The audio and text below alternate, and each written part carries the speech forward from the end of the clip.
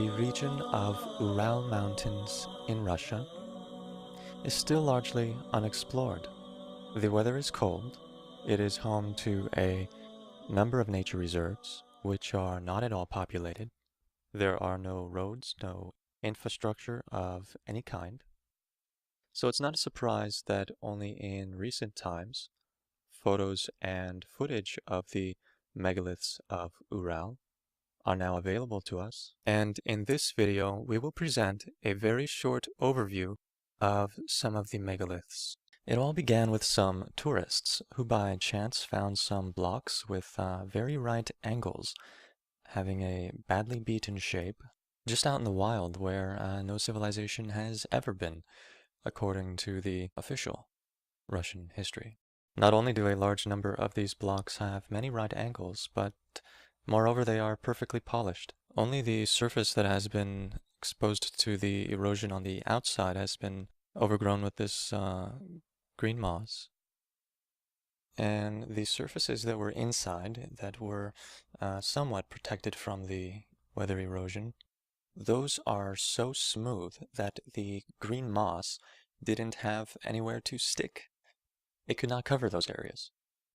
Besides stones with numerous right angles, a number of stones have been found with these cuttings, machine-like cuttings, which suggests the use of very advanced technology. Again, this is usually some 100 kilometers from any roads or known human activity. And with cuttings so deep, there is no question of any scientist going there in recent times and taking any sample, for example, because in our current civilization, we do not have the portable tools that could leave these types of marks. For example, the ones that you see on this particular photo. If these cuttings resemble anything, that would be other historic masonry work. For a comparison, you can see some photos of ancient stone cuttings found in Cambodia and some found in Russia. They are quite similar, actually. Not only the type of tools that left these marks are similar. On the left-hand side, you see a fragment of a Cambodian archaeological site. And on the right-hand side, you see some fragments of stones found in Ural. At various locations in the Ural Mountains, there are some kind of stone circles, which nobody has researched until now. After all, it is about a month's trek of very difficult walking through the mountains to reach those areas. There are no roads around there. Also, a number of locations with very regular shaped piles of rubble can be found. Again, sorry for repeating, but this is usually 100 or even a few hundred kilometers from any road or any known human activity whatsoever. Really out there, completely in the wild, very cold area. Hardly even the local tribes would venture in these particular regions. And these piles of rubble consist actually of very regular shaped stones that really must have come out of some sort of machine work. And the official explanation given to the public by the scientists is that the glaciers brought this pile of stuff from somewhere. However, this does seem quite ridiculous, as glaciers don't pile up in regular shapes in selected areas. They tend to scatter. Also, glaciers are not really known to have the ability to select stones of uniform size and arrange them in these geometric patterns. And also, some people suggest that there could be some sort of buildings underneath. And by the way, what you see in this photo is not grass. These are trees. So these are really large hills, a minimum of 20 to 30 meters in height, and some of them even higher. So what is this? Is it a leftover product of mining activity done by a civilization unknown to us, or are there really buildings buried underneath? Yeah, there remain just too many unanswered questions. And another photo again from the Ural Mountains.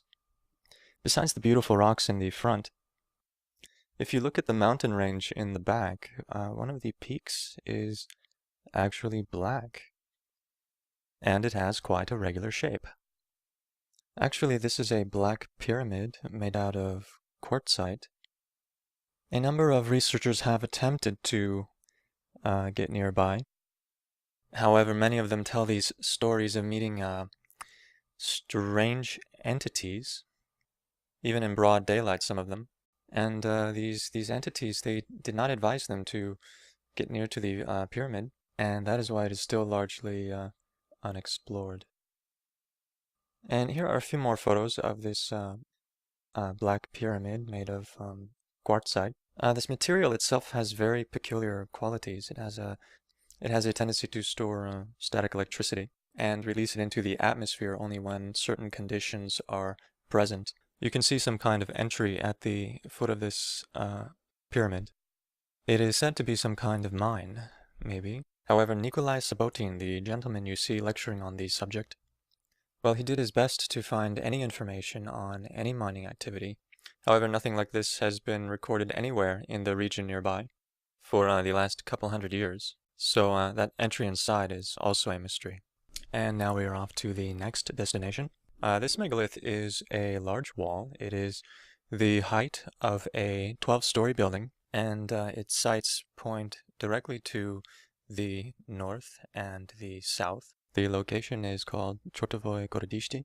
At least I hope I'm pronouncing that right. And it's actually only 6 kilometers away from a village, so it is accessible. On this photo you see the blocks that make up the foundation of the building. And it is a building. It's got 4 lines of blocks along its base. And all around you can see the building blocks that were used.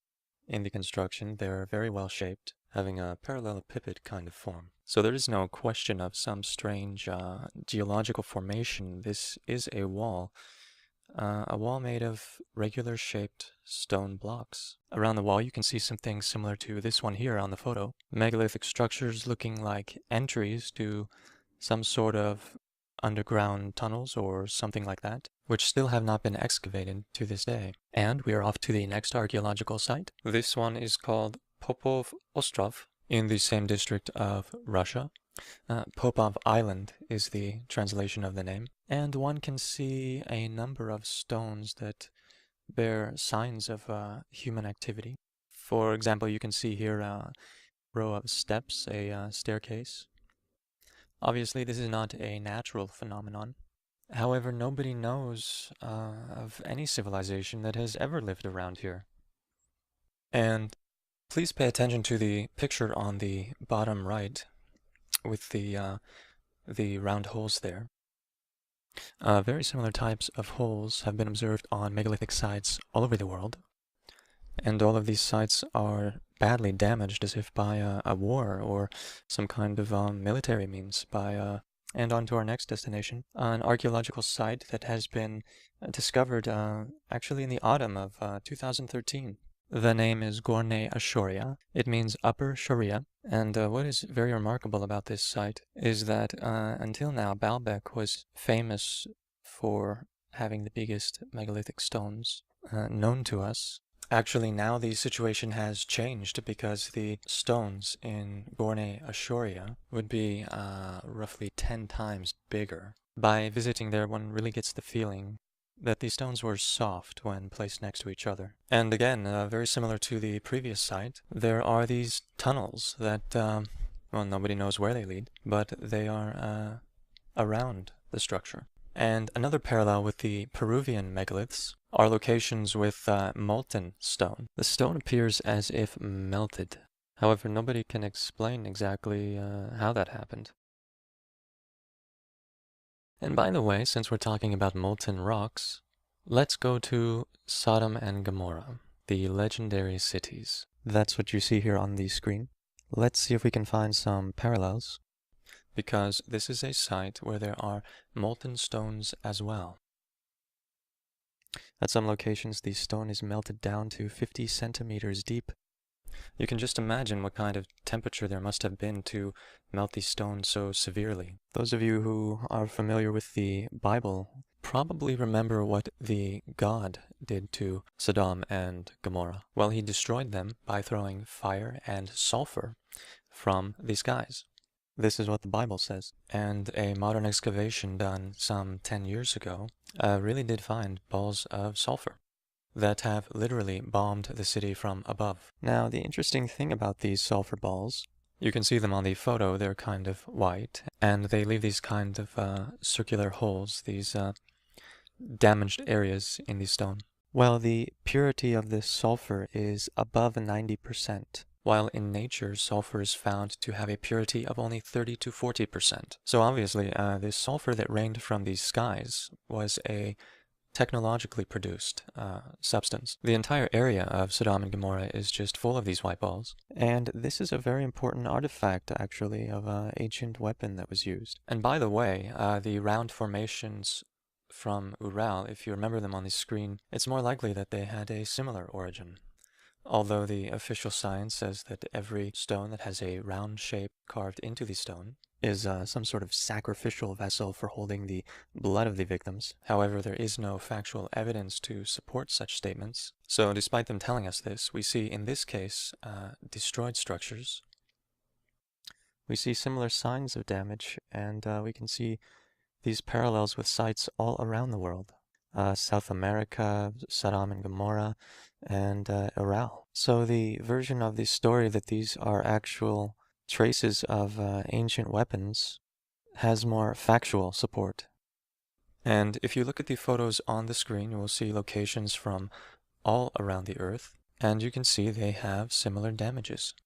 Some kind of round objects hitting the stone and melting it. So who knows, we could definitely make a hypothesis here that these were some of the weapons by which the destruction of a number of megalithic sites occurred. And another interesting location in Ural.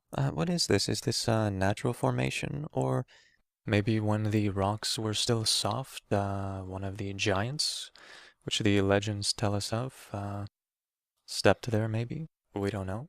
Another one of the interesting locations in the Ural Mountains is Divea Peshara. Although this cave is not yet studied completely, the number of witnesses reporting dwarf-like creatures around it is really overwhelming. And the witnesses who report these sightings are actually really reliable and honest people. And it is really quite a few of them. One thing that is always greatly puzzling is the fact that being a witness in court, if many reliable sources are said to have seen something, that is accepted as the truth. And yet, in other cases, when many reliable sources swear to have seen something that does not fit with the official history or the official picture of reality, that the mass media is implanting in us, then everybody just seems to believe the mass media that this is all fantasy. So this sort of double standard of most people is really rather puzzling. Now here's another artifact from this region which is kept in a small local museum. This is a human tooth, and the test results show that it is human, so there are no doubts about that. However, the strange thing about it is the size of it. It is 1.5 times the size of normal human teeth. So the ancient legends about the giants, and there are many of them in this region, could actually be the truth. Another small mystery of the Ural Mountains. This is an ancient sign. It usually means something like the female or the beginning. It is a sign of a woman, and it actually sticks out of the stone. And it is not even stone. It looks like stone, but it is actually some kind of metal. And when Nikolai Sabotin tried to take a small sample of the material, he actually broke his instruments. And this is a map of some of these sites mentioned, so you can see their proximity to each other. And by the way, somewhere in this area years ago, somebody tried to build a military base or something. And for whatever reason, they selected a place, and the local shamans there told them that they could not build in this region, that this is a sacred place. But of course, nobody ever listens to them, so they built their base or what have you. But it was a complete disaster. Every month they had to make repairs on their electronics and electrical wiring, and this was because the entire area was completely electrically charged, or something like that. It was almost as if they were sitting on some kind of huge power generator. Everything they tried to touch was just charged with static electricity. It was just sticking to their hands. All of their equipment was just shorting out and shutting down. And actually, in a few months, they were forced to leave the place. It was simply not possible to do anything there because of the static electricity that was just everywhere. And another interesting thing in Ural is a number of leveled platforms.